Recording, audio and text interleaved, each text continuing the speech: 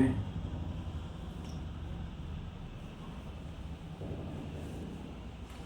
हरि शरणम श्री हरि शरणम श्री हरि शरणम।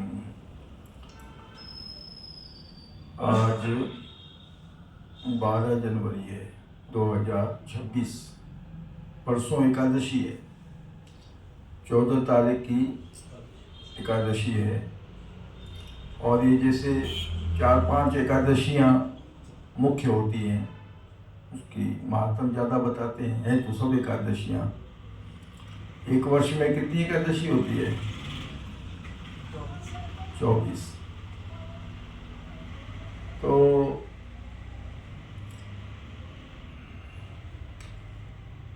5-6 एकादशियाँ मुख्य होती हैं, उसमें ये 14 जनवरी वाली भी है।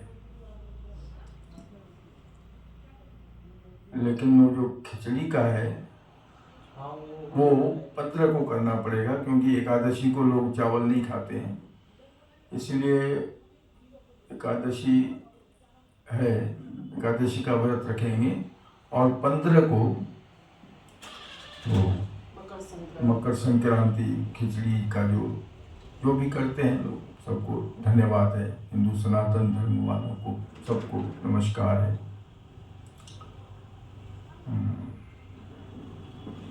तो आज 12 हो गई है, 12 जनवरी सोमवार है। कल गीता के दूसरे अध्याय का 45वें श्लोक का विचार हो रहा था। श्री सद्गुरुदेव भगवान की जय। ओम वसुदेव सुतं देवं कंसचाणूरमर्दनं देवकी परमानंदं कृष्णं वंदे जगद्गुरुम्। का भाव यह था 45वें श्लोक का कि श्री कृष्ण कह रहे हैं, हे अर्जुन, वेद तीनों गुणों के कार्य रूप समस्त भोगों एवं उनके साधनों का प्रतिपादन करने वाले हैं। इसलिए तो उन भोगों एवं उनके साधना में आसक्तिहीन, कोई आसक्ति न हो, हर्ष शोक आदि जो द्वंद्व हैं उससे रहित होकर नित्य वस्तु उस परमात्मा में स्थित योग क्षेम को न चाहने वाला और स्वाधीन अंतःकरण वाला हो जाओ, बन जाओ। तो अभी उसी पर चर्चा चल रही है, जिसमें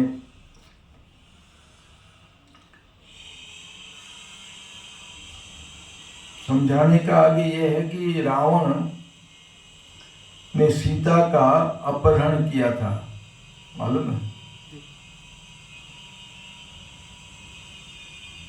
और बड़ा शासक था, शक्तिशाली था, मंत्र सिद्ध थे, देवता उसके कब्जे में थे, लेकिन वह सीता माता का स्पर्श न कर सका। उधर देखना जरूरी है, ध्यान दो इधर।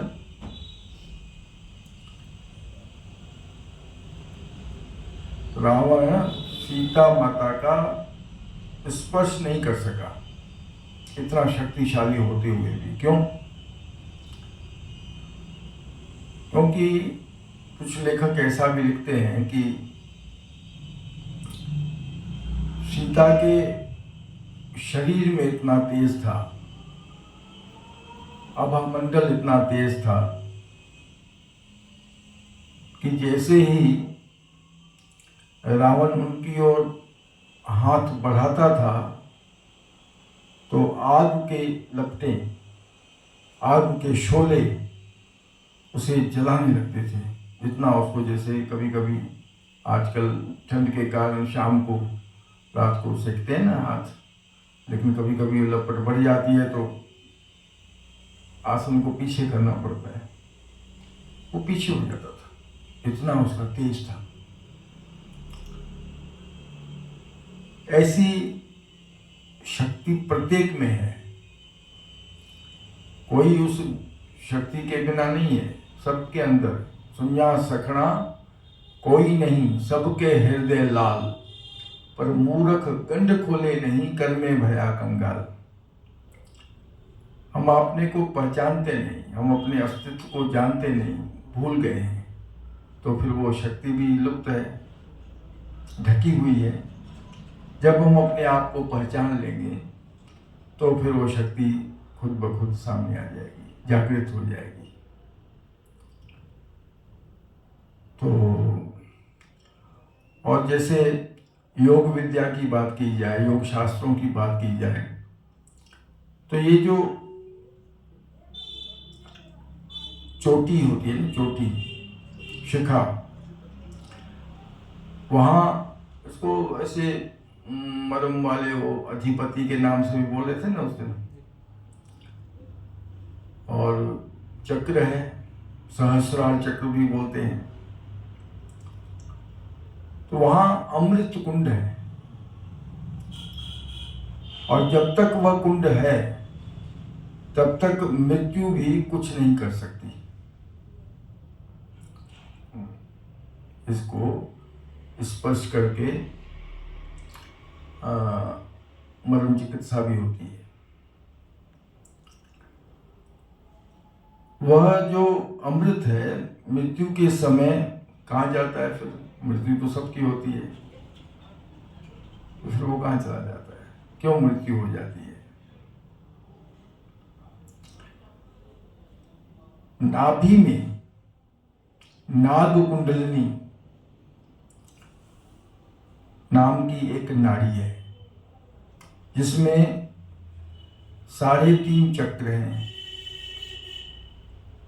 वक्र चक्र तो गोल हुए, वक्र मतलब जैसे होता है ना, वक्र तो नाम से में वक्र मोड़, घुमाव, घुमाव भी सही है।